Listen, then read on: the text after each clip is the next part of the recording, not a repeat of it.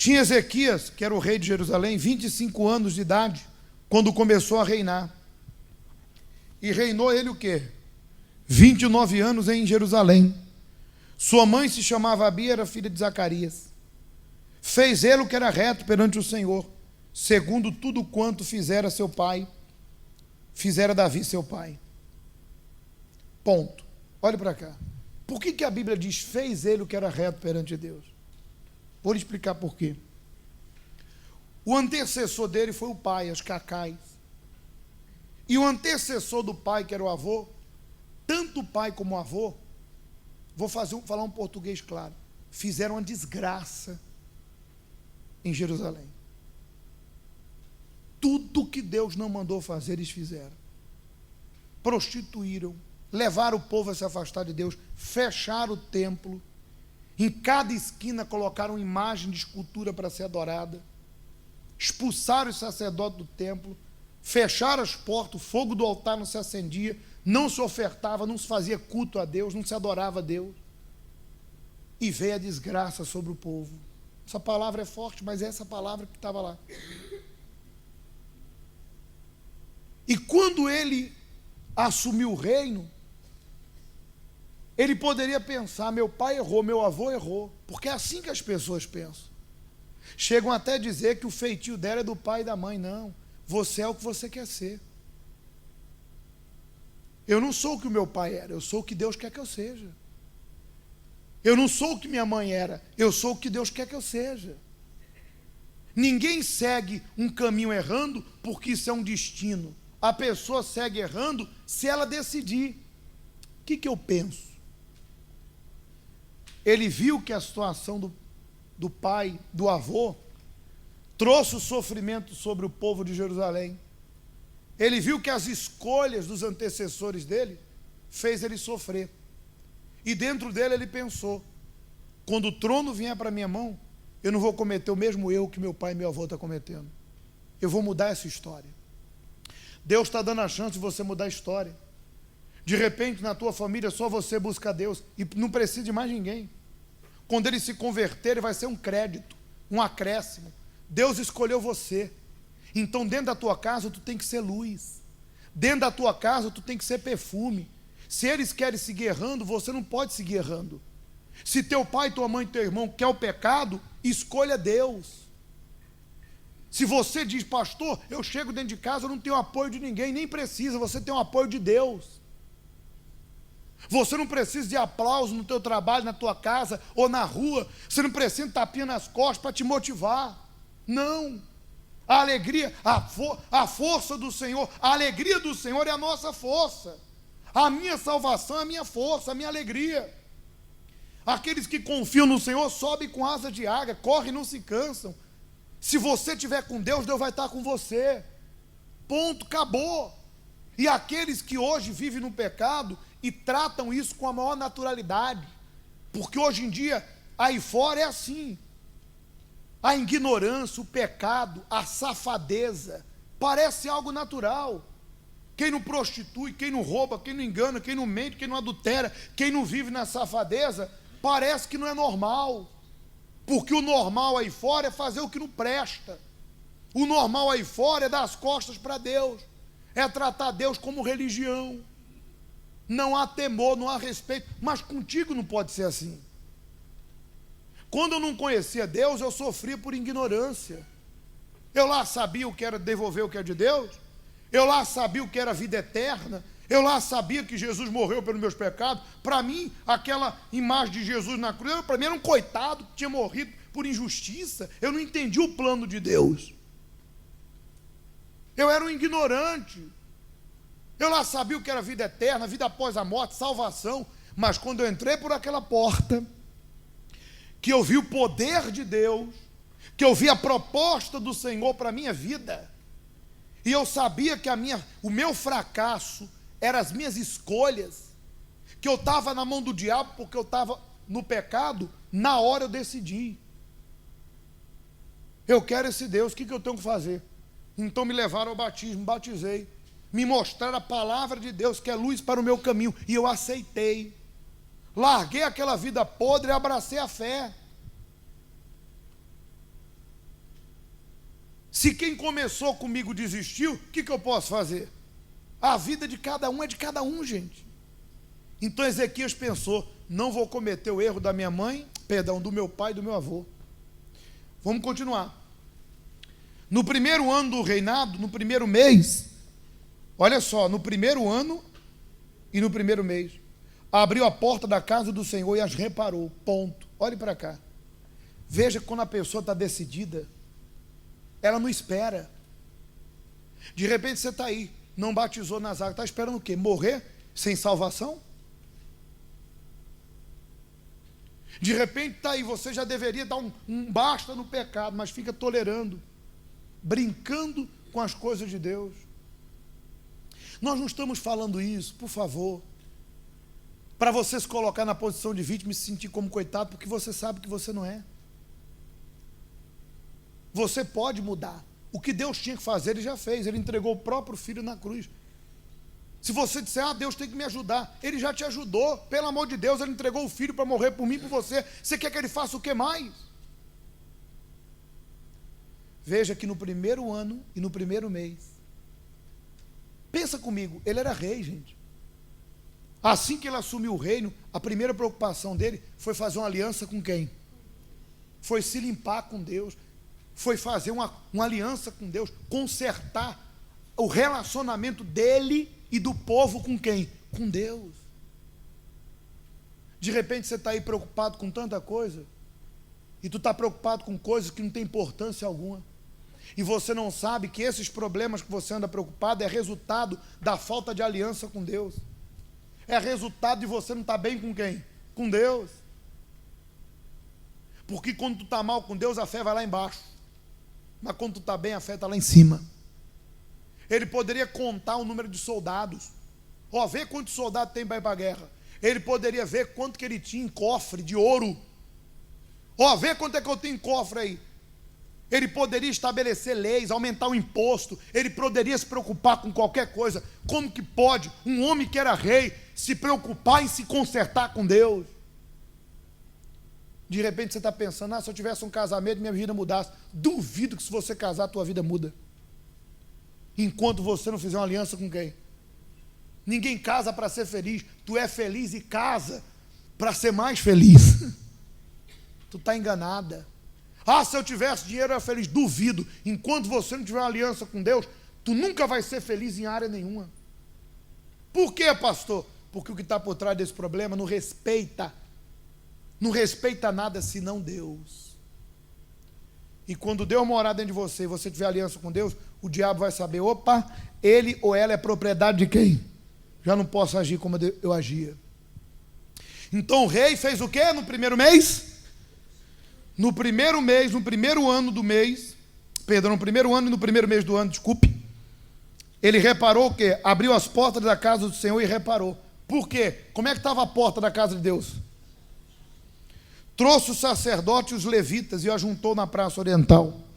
Disse: ouvi, levitas, santificai-vos agora e santificai a casa do Senhor, Deus de vossos pais. Tirai do santuário o quê? A imundície. Porque nossos pais prevaricaram e fizeram o que era mal perante o Senhor nosso Deus, e o deixaram, desviaram o seu rosto do tabernáculo do Senhor, e lhe voltaram as costas. Está vendo? Não é Deus que deixa a gente, não é Deus que dá as costas, somos nós que damos as costas para quem? Os sacerdotes entraram na casa do Senhor para purificar, tiraram para fora do pátio da casa do Senhor toda a imundícia que achava no templo do Senhor, e os levitas a tomaram para levarem fora ao ribeiro de Cedro. Que imundícias era essa? Todos os ídolos e imagens que foram colocadas lá dentro. Olhe para cá, traduzindo para mim e para a tua vida. Você tem que tirar a imundícia da sua vida, que é o pecado. Nós somos o templo de quem? De repente você está aí, teu templo está cheio de coisa suja. Você está aí com um templo cheio de coisa suja. E Deus está dizendo para você: tira essa imundícia de você. Larga essas más companhias. Larga essa mentira. Me obedeça. Larga essa mágoa. De repente você, o seu pecado é como dizia o testemunho que nós colocamos. O rapaz falou, eu era malicioso, eu tinha maus olhos. De repente você pensa, eu não adultero, não prostituo, você considera pecado coisa grotesca. Mas se você pegar a Bíblia, lá em Apocalipse, está lá escrito, quanto aos covardes, os impuros, os adúlteros, aos mentirosos, a parte que lhe cabe é o lago de fogo, é o inferno. Aí eu pergunto para você, o que é pior, uma mentira ou um adultério? Tudo igual, mas esse é o seu problema. Você classifica pecadinho em pecadão, e é nessa aí que tu fracassa, porque para você, mentir não é lá grande coisa, mas adulterar é. Para Deus é tudo a mesma coisa. Porque aquilo que te leva a ver na mentira, te leva a ver no adultério, é tudo a mesma, tudo engano. Quem teme a Deus, gente. Quem respeita a Deus, respeita a Deus. E acabou. E de repente esse é o problema seu. É você se tornar uma criança, largar a mão da malícia, dos maus olhos. Tire da sua vida a imundícia. Confesse os seus pecados. Se arrependa e abandone. Deus está te dando hoje a chance de fazer isso. Mete a cara no pó daqui a pouco. Fala com ele. Amém? Continuando diz. 27. Deu ordem a Ezequias que oferecesse o holocausto sobre o altar. Está vendo? E começando o holocausto, começou também o cântico ao Senhor, com as trombetas e o som dos instrumentos de Davi, rei de Israel. Por que ele mandou oferecer oferta no altar? Porque o altar estava o quê? Estava fechado. O povo não tinha mais altar. Mas por que o povo não tinha altar? Porque eles não tinham vida com quem? Entendeu? Você que tem vida com Deus, ninguém precisa te mandar ali em cima fazer alguma coisa para Deus, não. Tu já sabe que servir o altar faz parte da tua vida. Tu já sabe que ali é honrar a Deus. Ninguém tem que falar para você o que você tem que fazer. Tu já sabe disso. Quem não tem altar, quem não sabe o que é sacrifício, porque não entregou a vida em sacrifício, não entregou a vida em sacrifício para Deus. Quando a pessoa entrega a vida para ela, não custa entregar nenhuma coisa ali, porque ela sabe que aquilo que ela está a entregar não é nada comparado ao que Deus tem dado para ela e o que Ele pretende fazer. A pessoa tem a mente de Cristo. Então não havia altar, porque o povo não tinha vida no altar de quem? Ponto. Vamos lá. Tendo eles acabado de oferecer o sacrifício, o rei e todos os que se achavam com ele prostraram-se e adoraram. Está escrito em 2 Crônicas, capítulo 30 diz, nós reduzimos aqui, depois você vai ler a história toda, nós colocamos aqui uma parte. Pois bem, no capítulo 30, no versículo 26 diz, houve grande alegria em Jerusalém, porque desde o dia de Salomão, filho de Davi, rei de Israel, não houve coisa semelhante em Jerusalém. Olha só, quanto tempo, hein? Olhe para mim, você que é antigo de igreja, hein? Quanto tempo tu não serve a Deus como tu servia? Quanto tempo você não ora, não jejuma? Quanto tempo tu não serve o altar como você servia antes? Aquilo que o rei fez na ocasião era algo que nunca tinha sido feito. Fazia tempo que não havia tamanha devoção. Fazia tempo que não havia tamanha fé, tamanha obediência, tamanha entrega, tamanha dedicação. De repente você está aqui e você não é nem o cheiro do que tu era quando tu começou na igreja. Tu não é nem um cheiro do que você era quando tu entrou para aquelas portas com a vida, desculpe falar, desgraçada.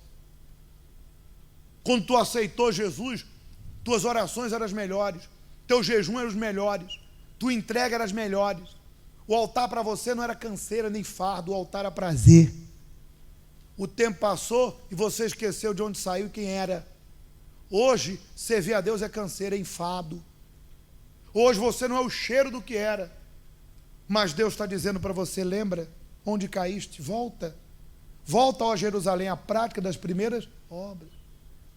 Volta a servir Deus como no início. Se dedica a Ele como no princípio, que tu vai ver. Serve a Deus como no início. Ah, mas A, B ou C, não importa. Se quem está ao teu lado faz ou não, segue a tua fé. E de repente, sabe onde você fracassou? Seguindo maus exemplos. Porque o próprio Senhor disse, é inevitável escândalos. Nessa caminhada da fé, você viu muita gente cair. Muita gente, pastor, membro, obreiro, bispo, pessoas que um dia foram usadas por quem? Por Deus, mas não vigiaram. Jesus disse: vigiai e orai, a carne é fraca, porém o espírito é forte. Não vigiaram, se deixaram levar, que Deus tenha misericórdia deles ou delas. Mas você não pode manter teus olhos no homem, teus olhos têm que estar em quem? Em Jesus. Se eles fizeram a escolha deles, que Deus tenha misericórdia deles, eu que não vou seguir esse exemplo. Mas de repente você permitiu que isso sujasse tua fé. No fundo deixou uma malícia, um grãozinho do mal, e está crescendo a floresta daninha do pecado, da insegurança, da dúvida, dos maus olhos. Volta a ser quem você era. Volta a servir Jesus como você nunca serviu. Olha que alegria. Nunca tinha havido algo como antes. Vamos lá. Então os sacerdotes e os levitas se levantaram para abençoar o povo, e a sua voz foi ouvida, e sua oração chegou até a santa habitação de Deus, até os céus. Você quer que Deus ouça a sua oração? Entrega a tua vida na sinceridade. Tem gente que pede para nós orarmos por ela, como se a nossa oração fosse compensar a falta dela com quem? A oração deles chegou na habitação de Deus. Por quê? Porque eles se preocuparam em ouvir a voz de quem? Você quer que tua oração chegue na habitação de Deus? Entrega a tua vida na sinceridade.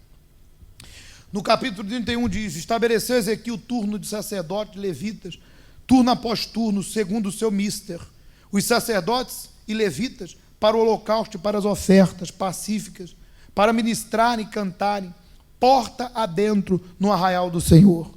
A contribuição que fazia o rei à sua própria fazenda era destinada para o holocausto, para o da manhã e o da tarde, e para o holocausto de sábado, das festas da lua nova e das festas fixas, como está escrito na lei do Senhor. Está explicando como era na época e que ele não deixou faltar nada para Deus, para o templo.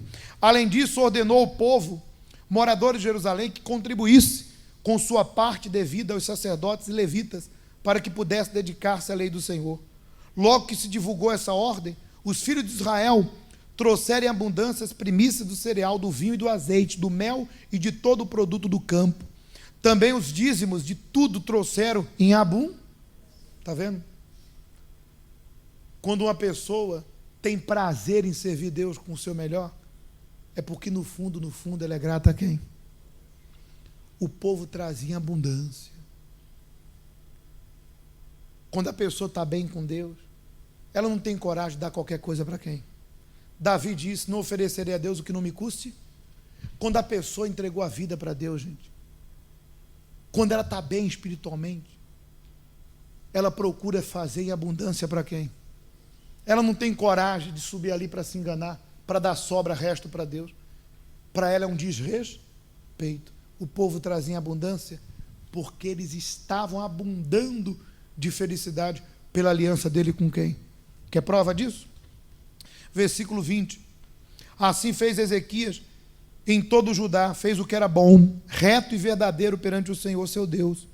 Em toda a obra que começou, ao serviço da casa de Deus, na lei, nos mandamentos, para buscar o seu Deus de todo o coração. O fez e o quê? Está vendo? Está vendo? Se você servir Deus de todo o coração, não se preocupe. Tua vida vai mudar. Deus vai te servir. Se preocupe em agradá-lo. Amém? Agora, capítulo 32 fala do seguinte, antes de entrar nele. Quando uma pessoa decide servir a Deus, o diabo não vai ficar de braço o quê? O diabo não vai ficar de braço cruzado, vendo você receber comunhão com quem? Fazer uma aliança com Deus, gozar da plena salvação, das bênçãos de Deus. O diabo não vai ficar de braço cruzado. Ele vai tentar levantar situações para te tirar da onde? Do altar, da comunhão, da obediência. Quantas não são as pessoas que dizem, pastor, desde que eu decidi me batizar e assumir minha fé, meu Deus, se levantou uma tempestade, porque tu está no caminho certo. Tu tocou em Deus e tu tocou em quem? Porque o diabo se desagradou da tua atitude. Essa reação de Satanás é normal quando você está apresentando o melhor para quem? Ele vai tentar fazer você voltar atrás. Já dizia uma jovem senhora, está até aí na reunião, pastor, estou na igreja há 3 meses. Agora, nesse período do altar, meu marido chegou para mim e falou, escolhe a igreja ou eu. Quer dizer, por que o diabo se levantou? Porque ela está decidida a servir a quem? Já se batizou, já se entregou, está obedecendo a Deus. E ela falou assim, eu escolho Jesus. Eu escolho 3 meses na igreja. Por que essa pressão, essa perseguição? Afinal, o que ela está fazendo de errado? Nada. É porque o que está por trás é o mal. Só não entende que servir a Deus é espiritual quem não quer. Quando o diabo vê que você crê e se entrega, ele vai levantar uma perseguição para tentar te convencer a voltar atrás. Depois que Ezequias, olha só, arrumou tudo, limpou a casa de Deus, estabeleceu o culto, estabeleceu a oferta, acendeu o fogo do altar, ele poderia pensar, gozou da paz, Deus abençoou e tudo, mas ele poderia pensar, não vai vir luta, não vai vir dificuldade. Olha o que aconteceu. Depois dessas coisas e desta fidelidade, veio o diabo, Senaqueribe, rei da Síria, entrou em Judá, acampou-se contra a cidade fortificada e tentou apoderar-se dela. Ponto. Olhe para cá. Você não tem ideia de que era isso aqui, gente. Esse era o pior inimigo. Ninguém vencia esse rei. Ele matava todo mundo. Ele dizimava as cidades. Isso aqui era o fim. Traduzindo para os dias de hoje, é como se a pessoa chegasse no médico e entregar e falasse, está com cancro. É a mesma coisa. Na hora já vem na cabeça dela o quê? Vou morrer. O que fez o inimigo? Rodeou a cidade, cercou, ninguém entra, ninguém? Nós vamos acabar. Agora pensa, como é que pode? Depois dele ter feito tudo o que fez para Deus, depois dele ter agradado Deus, vem um problema desse? Porque de repente aí você está pensando. Tem 2 maneiras do problema vir até a tua vida. Resultado de uma desobediência, de uma vida errada. Aí tu vai viver derrota após derrota, problema após problema. E qual é a sensação que tem de você? Incerteza, insegurança, medo, pavor e desespero. Mas tem a outro lado da moeda. Tem lutas que vêm porque tu está aliançado com quem? E o diabo está levantando ela para tentar fazer você voltar? Ou tentar fazer você duvidar do que você está fazendo a Deus? Só que há uma diferença muito grande. Quando tu está em aliança com Deus, em obediência, tu vence. E não apenas vence. Dentro de você é uma certeza tão grande que ninguém precisa enxugar a tua lágrima e dar tapinha nas tuas costas. Tu própria diz, pastor, comecei a servir a Deus, me batizei, me entreguei. Olha, o senhor não sabe que você levantou, mas eu sei que é o diabo e a vitória é minha. Você próprio, o próprio Deus já fala dentro de você que Ele está contigo. E que esse problema vai cair e que a vitória virá. Vamos ver se foi essa a reação dele? Disse o rei ao povo, sede o quê? E corajosos, não temais, nem vos assusteis, por causa do rei da Síria, nem por causa de toda a multidão que está com ele. Porque um há conosco maior do que o que está com ele. Com ele está o braço da carne, mas conosco o Senhor nosso Deus, para ajudar e para guerrear nossas. A vida é o quê? O povo cobrou ânimo com a palavra de quem? Aí eu pergunto, olha a reação dele. Você vê aqui desespero? Você vê aqui uma pessoa apavorada? Você vê aqui uma pessoa cheia de dúvida porque acabou de sair do altar e a situação aos olhos dela não mudou? Você vê isso? Você vê uma pessoa aqui com dúvida se Deus funciona ou não, você vê aqui uma pessoa certa de que Deus vai dar a vitória, não importa o tamanho do inimigo, não importa o tamanho do problema, não importa o tamanho da prova que ela está passando. Se você limpou a tua vida, se você está no altar, tu está seguro, Deus é comigo.